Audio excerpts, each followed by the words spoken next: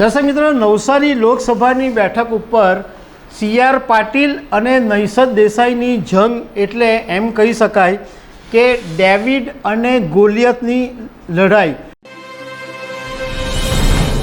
નમસ્કાર દર્શક મિત્રો, આજે તમારી સાથે દક્ષિણ ગુજરાતની નવસારી બેઠક વિશે વાત કરીશું। ભારતીય જનતા પાર્ટીએ CR પાટીલને ચોથી વખત ટિકિટ આપી છે અને કોંગ્રેસે છેલ્લી ઘડીએ નૈસદભાઈ દેસાઈને ટિકિટ આપી છે। એટલે નવસારીની જે બેઠક છે એમાં CR પાટીલ અને નૈસદ દેસાઈ વચ્ચે જંગ છે। તો આના વિશે હું તમારી સાથે વાત કરીશ। મારું નામ રાજેશ શાહ છે અને તમે જોઈ રહ્યા છો ખબર છે.com। દર્શક મિત્રો, નવસારી લોકસભાની બેઠક ઉપર CR પાટીલ અને નૈસદ દેસાઈની જંગ એટલે એમ કહી શકાય કે ડેવિડ અને ગોલિયતની લડાઈ। એક બહુ વર્ષો જૂની એક સ્ટોરી છે કે એક પેલેસ્ટાઈન સોલ્જર હતો, એનું નામ હતું ગોલિયાત। એટલે પેલેસ્ટાઈન અને ઇઝરાયલ તે વખતે યુદ્ધ ચાલતું હતું અને આ જે ગોલિયાત હતો એ એકદમ કદાવર સૈનિક હતો અને 7 ફૂટ લાંબો હતો। હવે પેલેસ્ટાઈનમાં આ ગોલિયાતે ઇઝરાયલોને પડકાર ફેંક્યો કે તમારામાં તાકાત હોય તો મારી સામે લડવા આવો। હવે બધા પેલેસ્ટાઈનના લોકો ગભરાઈ ગયા હતા, પરંતુ ડેવિડ નામનો એક ભરવાડ હતો। એ ભરવાડ આણે આ ગોલિયાત 7 ફૂટ લાંબા ગોલિયાત કે જે બખ્તર પહેરીને અને 3 હથિયાર સાથે લડવા આવેલો। એની પાસે તલવાર હતી, ભાલો હતો, જેવલિન હતું। આ ગોલિયાત લડવા આવ્યો અને જે શેફર્ડ હતો ડેવિડ, એ નાનકડો છોકરો હતો, પણ એણે હિંમતથી ગોલિયાતની સામે લડાઈ કરી અને ગોલિયાતને લડાવેલો। ત્યારથી એક આ સ્ટોરી ફેમસ છે, ડેવિડ અને ગોલિયાત। આ સ્ટોરી એટલા માટે યાદ કરી કે નવસારીની બેઠક ઉપર અત્યારે જે લડાઈ છે એ એકદમ પાવરફુલ માણસ અને બીજી સામે એકદમ સાવ એકલો પડી ગયેલો એક માણસ છે કે જે કોંગ્રેસ વેરવિખેર થઈ ગયેલી છે છતાં અત્યારે લડી રહ્યો છે અને ગાંધીજીની વિચારધારા પર લડત આપી રહ્યા છે। આ બંને ઉમેદવારો વિશે તમને ઇન્ડિવિજ્યુઅલ વાત કરીએ। સૌથી પહેલાં વાત કરીએ CR પાટીલ વિશે। CR પાટીલ 3 ટર્મથી, એટલે આ જે નવસારી લોકસભાની બેઠક છે એ 2008 પછી એનું સીમાંકન થયું અને 2009 પછી આ નવસારીની લોકસભા સીટ બની। 2009થી જ્યારથી સીટ બની ત્યારથી માંડીને 2019 સુધી CR પાટીલ 3 ટર્મથી સતત લોકસભા જીતતા આવ્યા છે અને 3 વખત સતત સાંસદ રહ્યા છે। 2009ની અંદર CR પાટીલે 1,32,643ની લીડ મેળવેલી। 2014ની અંદર 5,58,116 મતથી લીડ મેળવેલી અને 2009ની અંદર 6,89,668ની લીડ મેળવેલી, જે આખા ભારતની અંદર સૌથી હાઈએસ્ટ અને ઐતિહાસિક લીડ હતી। લોકસભાના ઇતિહાસમાં આજ સુધી કોઈ સાંસદે આટલી મોટી લીડ મેળવી નથી। CR પાટીલને બધા લોકો જાણે છે કે એક પાવરફુલ નેતા છે, સામ દામ દંડ ભેદ બધી રીતના જાણકાર માણસ છે અને આ વખતે ભાજપે એમને ઓપરેશન લોટસની પણ જવાબદારી આપી છે। CR પાટીલ ગુજરાત ભાજપના પ્રદેશ પ્રમુખ પણ છે અને 1989માં રાજકારણમાં આવ્યા હતા। તે વખતે કાશીરામ રાણાની સાથે એમને બહુ સારો ઘરેબો હતો, પરંતુ એ પછી એમણે પ્રધાનમંત્રી નરેન્દ્ર મોદી તરફ રૂખ કરી લીધો હતો અને ત્યારથી નરેન્દ્ર મોદીના એકદમ ભક્ત જેવા છે। CR પાટીલની જે પોતાનું જે સંસદ છે, જે કાર્યાલય છે, એ કોર્પોરેટ ઓફિસ જેવું છે।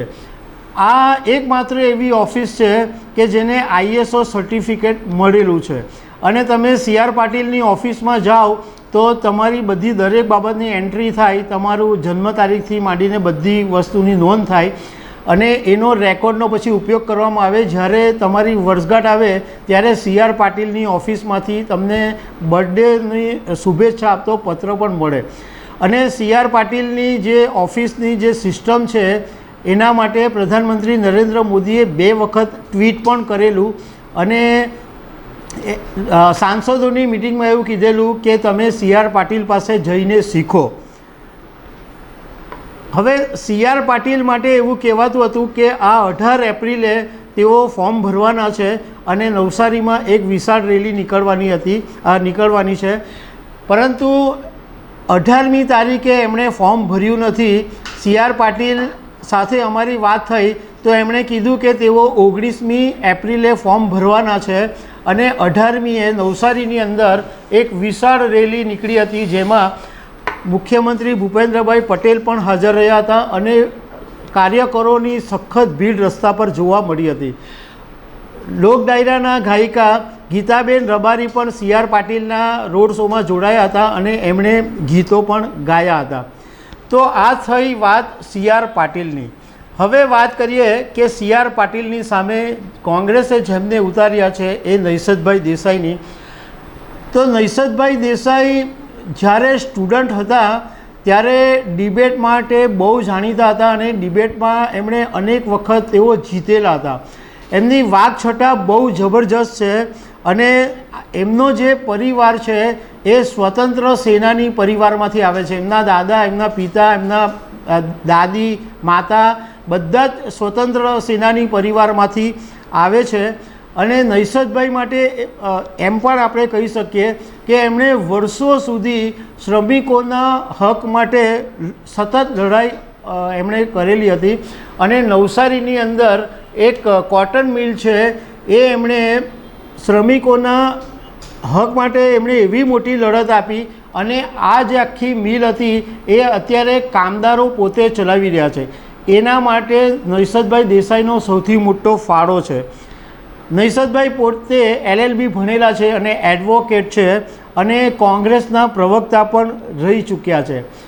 એમની સૌથી મોટી સિદ્ધિ એ છે કે ઇન્ડિયન નેશનલ ટ્રેડ યુનિયન, જે દેશનું સૌથી મોટું નામાંકિત ટ્રેડ યુનિયન છે ઇન્ટુક, એના ગુજરાતના વર્ષો સુધી નૈસદભાઈ ચેરમેન રહ્યા. અને બીજું એમનું સૌથી મોટી ઓળખ એ પણ છે કે દેશના દિવંગત પૂર્વ પ્રધાનમંત્રી મોરારજીભાઈ દેસાઈના એમના કૌટુંબિક સંબંધો છે. અહીંયા નૈસદભાઈ દેસાઈનું ગોરધો રોડ ઉપર એમનું જે ઘર આવેલું છે ઈશ્વર ફાર્મ, ત્યાં મોરારજીભાઈ દેસાઈ ઘણી વખત વર્ષો પહેલાં આવીને એમને ઘરે જ રહેતા હતા. કારણ કે નૈસદભાઈ દેસાઈના પરિવારમાં એમના જે સિસ્ટર છે એમનું મોરારજીભાઈ દેસાઈના પરિવારમાં છોકરી આપેલી છે, એટલે કૌટુંબિક સંબંધો છે અને મોરારજીભાઈ દેસાઈ એમને ઘણી વખત આવતા અને અહીંયા એમના ઘરે રહેતા હતા. બીજું, નૈસદભાઈ દેસાઈ અત્યારે ગાંધીજીના વેશની અંદર પ્રચાર કરી રહ્યા છે. એક કોટી, એક ધોતી અને હાથમાં લાકડી અને પેલી જે ગાંધીજી સ્ટાઇલની એક બેગ એ એમના ગળામાં આમ લટકેલી હોય, એવી રીતના ગાંધીજીના વેશની અંદર નૈસદભાઈ દેસાઈ પ્રચાર કરી રહ્યા છે. કારણ કે હજુ પણ એમના પરિવારની અંદર ગાંધી વિચારધારા ચાલી રહી છે અને એ ગાંધી વિચારધારાને કારણે તેઓ અત્યારે ગાંધીજીના વેશમાં ફરી રહ્યા છે. બીજું કે નૈસદભાઈ દેસાઈ પણ 19મી તારીખે ફોર્મ ભરવાના છે, પરંતુ એ પહેલાં તેઓ નવસારીના મટવાડથી માંડીને દાંડી સુધીની પદયાત્રા કરવાના છે. ગાંધીજીએ દાંડી ખાતે મીઠાનો સત્યાગ્રહ કર્યો હતો, એના માટે નૈસદભાઈ દેસાઈ મટવાડથી માંડીને દાંડી સુધીની યાત્રા કરવાના છે અને એમનો દાવો છે કે એની અંદર ઘણા બધા કોંગ્રેસી કાર્યકરો જોડાવાના છે. એટલે દર્શક મિત્રો, તમને વાત કીધી કે આ ડેવિડ અને ગોલિયાતની લડાઈ છે. હવે આપણે જોવાનું એ છે કે આ જંગની અંદર કોણ જીતશે. તો આવનારા 4 જૂને જ્યારે પરિણામ આવશે ત્યારે આપણને ખબર પડશે. તો દર્શક મિત્રો, આવી અનેક વાતો સાથે અમે તમને મળતા રહીશું. Thank you very much.